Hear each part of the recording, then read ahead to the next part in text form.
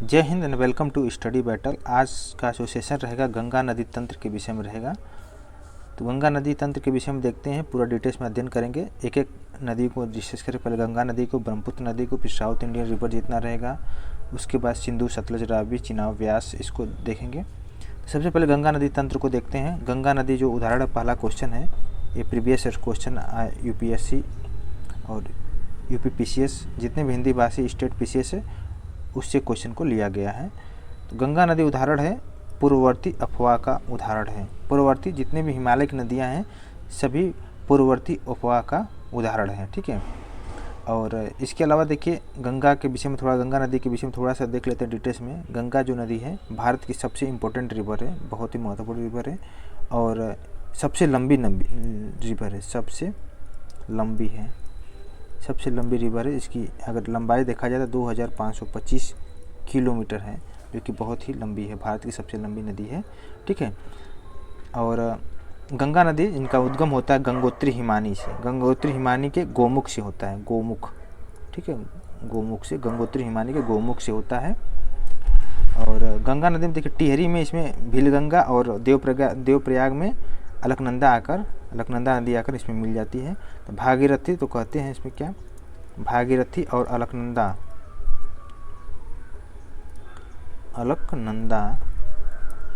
ठीक है, भागीरथी और अलकनंदा नदियाँ का संयुक्त रूप ही क्या बुलाता है, लास्ट में फिर बोलते हैं गंगा नदी, ये गंगा कहलाते हैं, ठीक है।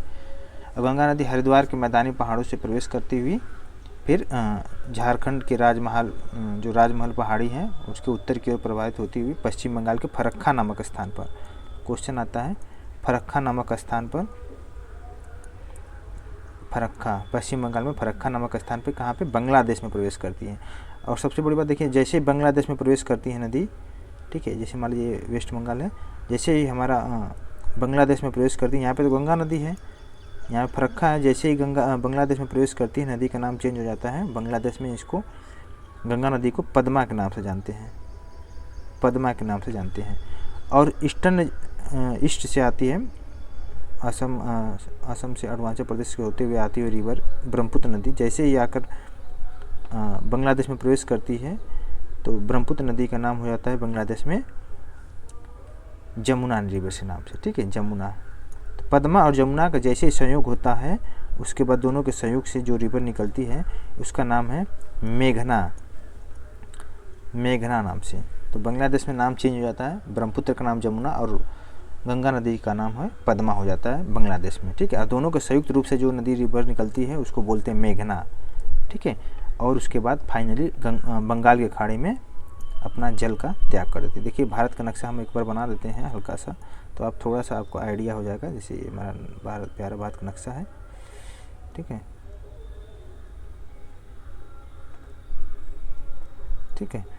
यहाँ पे देखिए वेस्ट बंगाल है, यहाँ पे ये हमारा नहीं मतलब बांग्लादेश है, ठीक है। तो यहाँ से उत्तराखंड से निकलते हुए वेस्ट बंगाल फरक्का नामक स्थान पे यहाँ पे प्रवेश करती है रिवर, और फिर बांग्लादेश में प्रवेश करते हुए यहाँ पे, और इधर से देखिए, इधर से आपका ब्रह्मपुत्र रिवर आती है और बांग्लादेश में प्रवेश करके दोनों का संयुक्त मिलन होता है, गंगा नदी का और ब्रह्मपुत्र नदी का बांग्लादेश में, और उसके बाद मेघना के नाम से जानी जाती है। और फिर फाइनली यहाँ पे बंगाल की खाड़ी, इसको बोलते हैं, बंगाल की खाड़ी में जल का त्याग करती है, ठीक है। तो ये रहा गंगा नदी तंत्र का कुछ छोटा सा ब्रीफ डिस्कशन। इसके अलावा देखिए गंगा की प्रमुख जो कुछ सहायक नदियां हैं जो हिमालय से निकलती हैं और फाइनली आकर गंगा नदी में मिल जाती हैं। तो कुछ नदियां हैं जो हिमालय से निकलती हैं और गंगा में आकर फाइनली मिल जाती हैं, जिसमें से हो गया, अगर नाम देखे जाए तो रामगंगा हो गया, और शारदा जो सरयू नदी हो गया, ठीक है, घाघरा, गंडक, कोसी जो बिहार का शोक नदी है, इसको कोसी बोलते हैं, ठीक है। कोसी नदी भी बहुत सारा नदियों का संगम होता है जो नेपाल से निकलती है। फिर इसके अलावा देखिए यमुना नदी, ठीक है, आप लोगों को पता है यमुना नदी हिमालय के यमुनोत्री हिमालय से निकलती है, ठीक है। और गंगा के दाहिने किनारे के समांतर बहती हुई प्रयागराज में, आपको पता ही होगा, प्रयागराज में आकर संगम हो जाता है, संगम नदी के पास, संगम के पास यहाँ पे संगम होता है प्रयागराज में, ठीक है। तो तो गंगा यमुना और सरस्वती का मिलन होता है प्रयागराज में, ठीक है। तो इसकी वजह से बहुत ज़्यादा इम्पोर्टेंट है। और इसके अलावा देखते हैं क्वेश्चन, अगर कुछ क्वेश्चन ऐसा आया तो फिर उसमें हम डिस्कस करेंगे, ठीक है। जो भी नदियाँ रहेंगी तो उस नदियों को हम लोग डिस्कस करेंगे, 1 बाय 1 को देखेंगे, ठीक है। आई होप आपको इतना क्लियर हो गया होगा। आप क्वेश्चन को देखते हैं। बांग्लादेश में गंगा नदी को पुकारा जाता है, बांग्लादेश में गंगा नदी को पुकारा जाता है, अभी हम लोग डिस्कस किए थे, तो उसमें आप बता सकते हैं आंसर क्या होगा। बांग्लादेश में पुकारा जाता है किस नदी से? गंगा नदी को पुकारा जाता है पद्मा नदी से, ठीक है। तो आई थिंक इतना आपको क्लियर हो गया होगा। और इसके अलावा देखिए नेक्स्ट क्वेश्चन, सुंदरवन डेल्टा का निर्माण करने वाली जो नदी है गंगा और ब्रह्मपुत्र है। सुंदरवन डेल्टा का निर्माण करने वाली नदी है गंगा और ब्रह्मपुत्र है, क्लियर। नेक्स्ट एक क्वेश्चन आया हुआ है, देखिए बहुत इंपॉर्टेंट क्वेश्चन है, कथन और कारण है। एक क्वेश्चन यूपीपीसी से 2005 में आया हुआ क्वेश्चन है, तो बहुत इंपॉर्टेंट है। गंगा, कथन में है गंगा बहुत ही प्रदूषित नदी है। इसका कारण है जो नदी जितनी पवित्र होती है वह उतनी ही अधिक प्रदूषित होती है। तो ऐसा तो कोई स्टेटमेंट है नहीं कि जो जितना पवित्र होगा वो उतना ही प्रदूषित होगा, ऐसा तो कोई है नहीं। तो क्योंकि प्रदूषित करने वाले तो हम इंसान ही तो हैं, अब कूड़ा करकट जितना होता है उसमें फेंकते हैं। गंगा नदी क्या होते हैं? गंगा नदी इस समय बहुत ही प्रदूषित है, ये तो स्टेटमेंट सही है, लेकिन कारण ये गलत है, ऐसा कोई कारण होता नहीं है एक्चुअली में, ठीक है। गंगा का प्रदूषण का सबसे बड़ा कारण जो शहर का जो प्रदूषण हो गया, प्रदूषण वो गंगा नदी में आकर मिल जाती है, जिसकी वजह से क्या होती है? प्रदूषित होती है। ऐसा थोड़ी होता है स्टेटमेंट कि कहीं ऐसा ग्रंथ में लिखा हुआ है कि जो जितना पवित्र होगा उतना ही प्रदूषित होगा, तो कुछ ऐसा स्टेटमेंट नहीं है, तो कारण गलत है, लेकिन कथन सही है, क्योंकि वास्तव में गंगा नदी अभी क्या है? बहुत ही पोल्यूटेड है, क्लियर। इसके अलावा देखते हैं गंगा की जलोढ़ मृदा की गहराई भूमि सतह के नीचे लगभग है। गंगा की जलोढ़ मृदा की गहराई भूमि के सतह के नीचे लगभग है कितना? 6000 मीटर तक की होती है, ठीक है। एक क्वेश्चन भी आया हुआ है बीपीएससी क्वेश्चन, बीपीएससी में आया हुआ क्वेश्चन है, प्रीवियस ईयर है। इसके अलावा देखते हैं नेक्स्ट क्वेश्चन, सत्य कथन को देखना है, सत्य कथन को देखना है। देवप्रयाग अलकनंदा, सत्य कथन में यही है कि देवप्रयाग अलकनंदा में भागीरथी नदी के संगम पर स्थित होता है, ठीक है। देवप्रयाग में क्या होता है? अलकनंदा भागीरथी आकर वहाँ पे देवप्रयाग में मिलती है। इसके अलावा देखिए रुद्रप्रयाग अलकनंदा एवं मंदाकिनी नदी के संगम पर स्थित होता है, रुद्रप्रयाग। और नेक्स्ट है अलकनंदा नदी बद्रीनाथ से बहती है, अलकनंदा नदी बद्रीनाथ से बहती है। तो तीनों स्टेटमेंट क्या है? सही है। ये भी क्वेश्चन यूपीपीसीएस लोअर में आया हुआ है, ठीक है। अब नेक्स्ट क्वेश्चन देखते हैं, सही सुमेलित करना है, जो कि बहुत इंपॉर्टेंट क्वेश्चन है। सूची 1 से सूची 2 को मिलान करना है। देखिए स्थल है और जहाँ पे नदियों का संगम होता है उस स्थल को क्या बोलते हैं? देखिए रुद्रप्रयाग में अब हम लोग अभी देखे थे, रुद्रप्रयाग में क्या होता है? अलकनंदा और मंदाकिनी नदी का मिलन होता है, अलकनंदा और मंदाकिनी, ठीक है। नेक्स्ट है, जैसे यहाँ पे आपने अभी क्वेश्चन देखा था ना, देवप्रयाग में अलकनंदा और भागीरथी, तो रुद्रप्रयाग में क्या होता है? अलकनंदा और मंदाकिनी नदी का क्या होता है? संगम होता है, इसको क्या रुद्रप्रयाग स्थान पर, ठीक है। नंदप्रयाग पे क्या होता है? अलकनंदा और मंदाकिनी का मिलन होता है। और कर्णप्रयाग में अलकनंदा और पिंडर नदी का। देवप्रयाग में अभी हम लोग देखे थे अलकनंदा और भागीरथी रिवर का मिलन होता है, यहीं से संयुक्त रूप से गंगा नदी का उद्गम होता है, ठीक है। अलकनंदा और भागीरथी जैसे ही मिलती है तो उसको क्या बोलते हैं? गंगा नदी बोलते हैं, क्लियर। नेक्स्ट देखते हैं क्वेश्चन, अलकनंदा तथा भागीरथी का संगम होता है देवप्रयाग में, ठीक है। तो ये तो क्वेश्चन बहुत ही ज़रूरी भी है, देखना भी था। नेक्स्ट क्वेश्चन देखते हैं, मंदाकिनी नदी जल प्रवाह अथवा मुख्य नदी। मंदाकिनी नदी जल प्रवाह अथवा मुख्य नदी संबंधित है अलकनंदा से, और केदारनाथ से रुद्रप्रयाग के मध्य बहती है मंदाकिनी नदी बहती है, ठीक है। केदारनाथ से रुद्रप्रयाग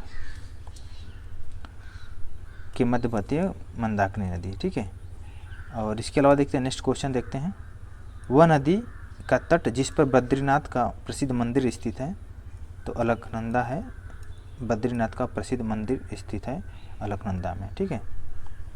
जबकि केदारनाथ है मंदाकिनी नदी के तट पर स्थित है। अगर पूछ दे कि केदारनाथ कौन सी नदी के तट पर स्थित है, तो वहाँ पे राइट आंसर होगा मंदाकिनी नदी। और बद्रीनाथ का प्रसिद्ध मंदिर अलकनंदा नदी पर। क्लियर। भारत की सबसे बड़ी वाह नदी जो है, वाह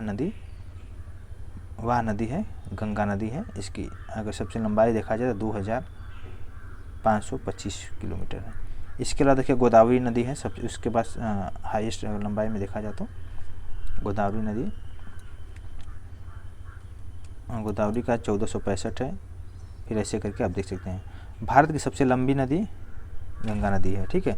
इसके अलावा देखिए नेक्स्ट क्वेश्चन है, पूर्वी धौल गंगा सहायक नदी है, काली नदी की सहायक नदी है। पूर्वी धौल गंगा जो है काली नदी की सहायक है। इसको आप बिल्कुल याद कर लीजिए।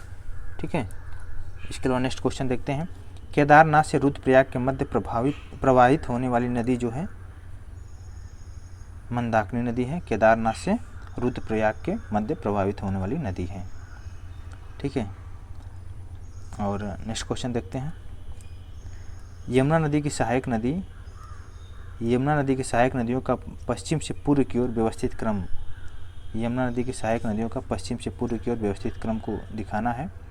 सबसे पहले देखिए इसमें से चंबल आएगा सबसे वेस्ट में, उसके बाद उसके वेस्ट के बाद चंबल के बाद उसके पूर्व में आएगा सिंधु नदी, उसके बाद बेतवा, फिर उसके बाद फाइनली केन नदी जो है सबसे पूर्व में है। क्लियर।